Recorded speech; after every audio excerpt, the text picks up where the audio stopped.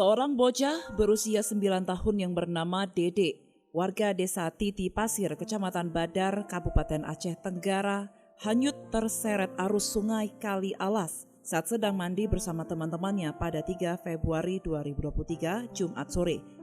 Pada saat mandi, korban tidak dapat menghindari derasnya aliran air sungai yang diakibatkan tingginya intensitas hujan dalam sepekan ini.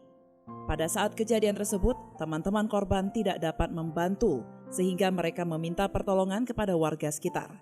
Kemudian warga tersebut langsung menghubungi tim SAR. Setelah mendapatkan informasi tersebut, tim SAR langsung melakukan pencarian.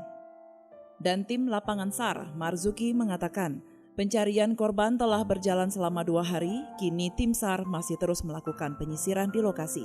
Penyisiran saat ini terbagi 2 tim yang melibatkan tim dari SAR, Koramil, Polsek, dan Tagana. Dikarenakan luasnya areal pencarian dan diharapkannya kepada masyarakat Aceh Tenggara untuk dapat membantu pencarian.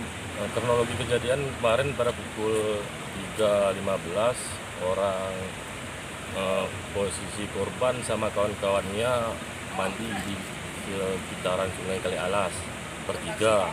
Cuman waktu pas pada kejadian orang kawannya udah nyebrang ke kampung, posisi yang korban masih tinggal. Kebetulan hari kedua ini kita menurunkan 2 tim dari BPBD, Basarnas, Polsek, Koramil, Tagana. Kita melakukan penyisiran di titik mana yang dicurigakan.